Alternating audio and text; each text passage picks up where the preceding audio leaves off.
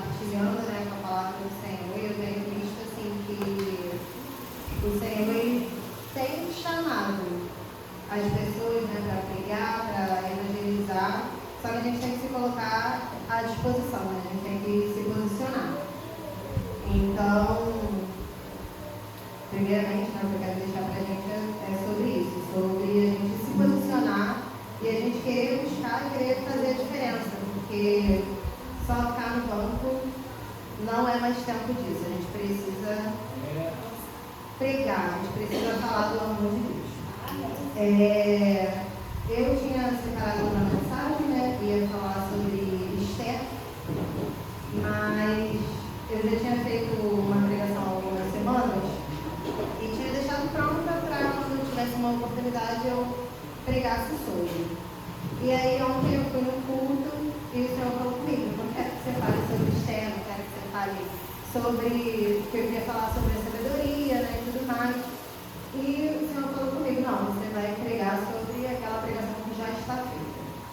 E é uma pregação assim muito conhecida, todos os irmãos aqui com certeza conhecem, que é sobre a mulher de Ló. Eu vou contar assim resumidamente, né, a história. Se os irmãos quiserem acompanhar, está em Gênesis 19. Eu dei uma contextualizada para a gente não ter que ler o capítulo 2. Lá no capítulo 13, conta aquela parte onde Abraão pede que Ló se aparte dele. E Ló vai para a planície de Jordão, arma sua tenda lá, próximo de Sodoma. Sodoma e Gomorra, que era aquela cidade cheia de pecado, cheia de perversidade. Depois do tempo acontecem umas guerras, acontecem várias situações.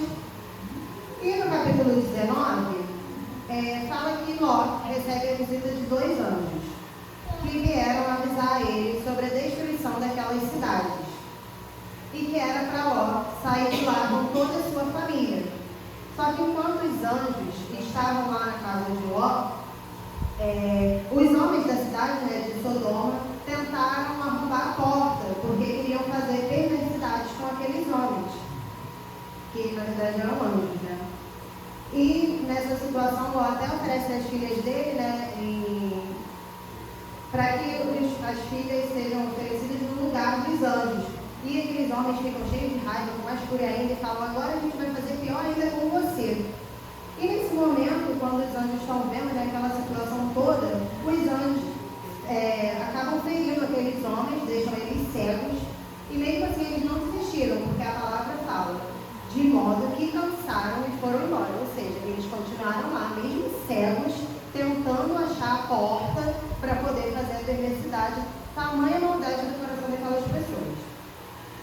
E nisso, os anjos falam para Ló: Ló, pega tua esposa, tuas filhas, se tiver genro, e tira da cidade, porque o pecado deles já tinha chegado ao limite. Infelizmente, não tinha mais jeito para aquele povo. E a Bíblia fala que logo ao amanhecer, os anjos foram lá na casa de Ló e apressaram Ló para ir embora. No versículo 16, fala assim: enquanto ele hesitava, os homens seguraram a sua mão e a mão de sua esposa e a mão de suas filhas. O Senhor foi misericordioso com eles e o colocaram para fora da cidade. A Bíblia ainda deixa bem claro, né, que mesmo com toda aquela situação, com os anjos falando o que ia acontecer na cidade, eles ainda hesitaram, ainda ficaram naquela: será que eu vou, será que eu não vou? Mas, pela misericórdia do Senhor, os anjos tiraram eles da cidade. E nisso, Ló ainda negocia, né, com os anjos, porque os anjos tinham mandado eles irem para fugir para as montanhas, né, para os montes. E Ló falou com eles: não, a gente não pode ficar aqui mais próximo, numa cidadezinha chamada Zoar.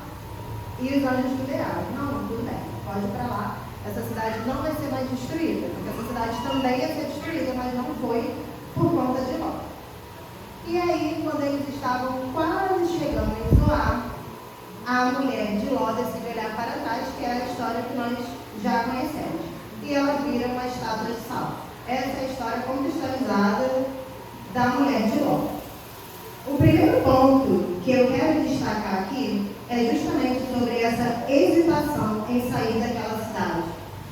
Quantas vezes Deus fala conosco sobre sair de algum lugar, sobre largar velhos hábitos, pecados de estimação que nós temos e nós ainda hesitamos. Eu fui olhar no dicionário, né, porque assim, eu não sabia o significado certinho da palavra hesitar. E a palavra hesitar quer dizer demonstrar dúvida. Ou seja, a cidade ia ser destruída, os anjos falaram com Ló, com a sua família, e ainda assim ele ficou com aquela dúvida no coração. Nós precisamos entender que quando Deus fala, não tem para onde correr, irmãos. Vai acontecer, seja bom ou seja ruim. Deus não é um Deus que volta na sua palavra. O que Ele fala, acontece. Só que as coisas não são no nosso tempo. É no tempo dele. Se Deus falar contigo, a única coisa que você pode fazer é escutar e obedecer. Não tenha dúvidas. E é uma coisa que eu sempre falo, né? A dúvida, ela não é de Deus. A palavra de Deus é certeza. Ou é sim ou é não. Nada que Deus faz para nós gera dúvida no nosso coração. A gente sabe. Tira a dúvida e entrega essas dúvidas para Jesus. Porque Jesus, Deus, né, na verdade, é um Deus de certezas. Com Ele não tem dúvida. O segundo ponto é sobre a mulher de Ló. Quantos de nós não agimos como ela? Conforme eu fui lendo a história, né, eu fiquei pensando muito nesse caramba. Essa mulher é maluca, porque os anjos falaram com ela, né, não faça isso, e ela foi lá e olhou para trás. Só que desde que eu li essa passagem, e eu fiquei com essa indignação, né, digamos assim, na minha cabeça, Deus falou comigo, assim, Deus me lembrou de 1 milhão de coisas que eu fiz e eu agi igual a ela. Quantas coisas, quantas situações a gente faz a mesma coisa, a gente vive olhando para trás, a gente vive no passado, quantas pessoas ficam doentes porque ficam presas no passado. A gente quer trazer essas lembranças na nossa memória. Ai, como eu queria voltar nesse tempo, por que será que tal coisa deu errado? Nós precisamos repreender esses pensamentos. Toda vez que você olha para trás, a sua vida congela, estaciona, porque você não está sendo grato pelo teu presente, pelo que você está vivendo hoje. Se você lembrar de coisas boas, isso vai te trazer melancolia. E se for lembranças ruins, pode reativar vontades e reacender gatilhos. E hoje eu até estava conversando com uma amiga minha sobre gatilhos. E gatilho é mais uma obra de Satanás. Porque eu fui olhar também, né, assim, os significados de gatilho, que diz que é o ato de disparar uma reação em nós. Só que o gatilho é o quê? É o que dispara uma arma. Então a gente tem que tomar cuidado com essas lembranças, porque você pode reativar coisas que já estavam adormecidas e, infelizmente, cometer pecados, errar. Nós precisamos esquecer o que passou. Se fosse tão bom, você estaria vivendo a mesma história ainda. Mas tem coisas, sentimentos e pessoas que, se você continuar levando no seu presente, irão te levar à destruição.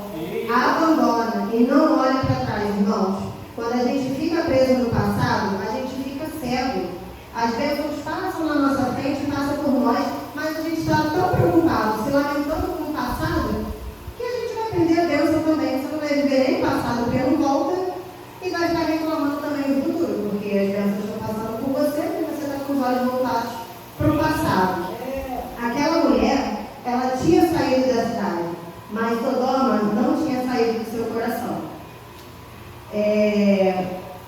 Eu até estava lembrando, né, que quando eu consegui a promoção, como eu já contei para os irmãos, né, dei meu testemunho, eu fiquei por um segundo receosa, porque eu estava na minha zona de conforto há anos. E o Senhor, na mesma hora, sabe, Ele falou comigo: minha filha, foi você que me pediu. Larga o velho e venha para o novo. A gente precisa entender que as coisas antigas já não combinam mais com quem você é hoje. Deus, Ele é um Deus de surpresas, um Deus de maravilha. Enquanto você está se preocupando, será que eu vou conseguir pagar minhas dívidas? Será que meu marido vai se converter? Será que eu vou conseguir formar minha família? O Senhor, Ele já está com esse projeto pronto para você. Com certeza, o melhor a se fazer é olhar para frente, ser firme com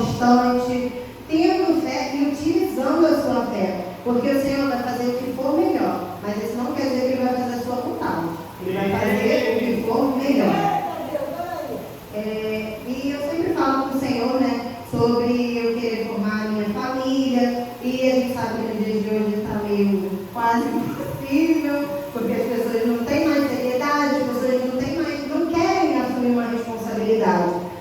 Mas de uma coisa eu sei, será muito melhor do que eu posso imaginar. Então, por que eu vou ficar olhando para trás? Pelas pessoas que eu tenho certeza que foi o Senhor que tirou da minha vida.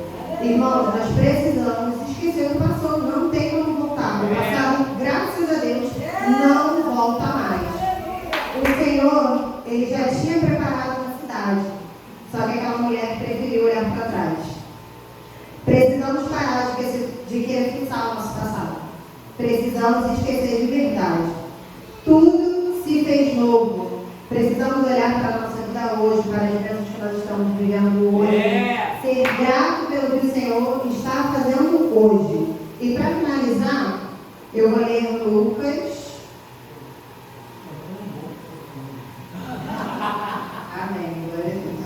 Eu vou ler Lucas 9, o versículo 62. Que diz assim: Jesus lhe disse: nenhum homem, tendo posto a mão no arado e olhando para trás, é apto para o reino de Deus. Então, o que eu quero deixar para a gente nessa noite é esse recado, irmãos. Depois que a gente coloca a mão no arado, depois que a gente decide, depois que a gente se posiciona, não tem como você olhar para trás. Olhe para frente, olhe para o alto, entregue a sua vida assim, verdadeiramente ao Senhor e esquece o que passou, porque isso, irmão, não vai voltar, não tem como recuperar o que já passou, mas você tem como buscar agora para colher lá na frente. E assim eu agradeço